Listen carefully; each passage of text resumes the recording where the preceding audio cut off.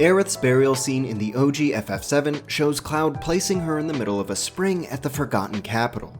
Her body then sinks into the depths, descending for what looks like at least a dozen meters. This depiction raised some questions among fans. How is Cloud standing in such deep water? Is he secretly swimming from the waist down? Can his legs extend and retract on command? Is there a narrow little reef that he's walking along? This spring was shown to us again 8 years later in Advent Children. There, we see the remnants and all the children they've assembled standing without issue in the middle of the water. This seems to indicate it's only a few feet deep. Fans were quick to ask questions again. Is the spring really that shallow? Did Advent Children just make a mistake? Maybe the half of the spring where the kids are standing isn't as deep as the half where Aerith was buried. As it turns out, the Japanese magazine TV Gamer raised this point with FF7 staff all the way back in 1997. The answer was published in the magazine's May 9th issue. TV Gamer asked, "How is Cloud standing while holding Aerith in the spring?"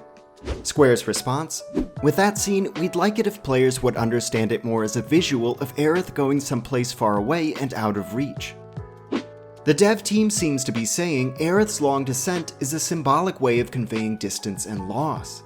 In other words, she really only sinks a few feet to the floor of the spring, though TV Gamer for their part doesn't seem totally convinced. He's not just treading water under there? This revelation raises some uncomfortable questions. Are the kids in Advent Children standing just feet away from Aerith's corpse? How long does it take a body to decompose in water anyway? What's the temperature of the spring at the Forgotten Capital? Are there scavenging organisms in it, or would Aerith be pretty well preserved 2 years later? Those kids drank that water. How many molecules of Aerith were up in there? Is that why the water turns black? Is Aerith actually Genova? Let's fast forward another 19 years. FF7 Rebirth doesn't include Aerith's burial scene, so we don't know if the developers would have portrayed it the same as the OG. Perhaps we'll return to this pivotal moment in Part 3. In the meantime, we can at least see that the spring is much wider and deeper. It's also in a totally different location. Instead of being positioned in front of the giant conch shell like it is in the OG and Advent Children, the spring is now deep underground. Using FreeCam, we can see it actually spans beneath the water altar, which means, interestingly, that Aerith's body is laid to rest in the same water the white materia falls into. This change in location presents a problem, however. It makes the scene from Advent Children, where the remnants and children gather above ground in the coral forest, impossible in the remake continuity. This wouldn't be a big deal on its own. The new trilogy tweaks all manner of geographic details.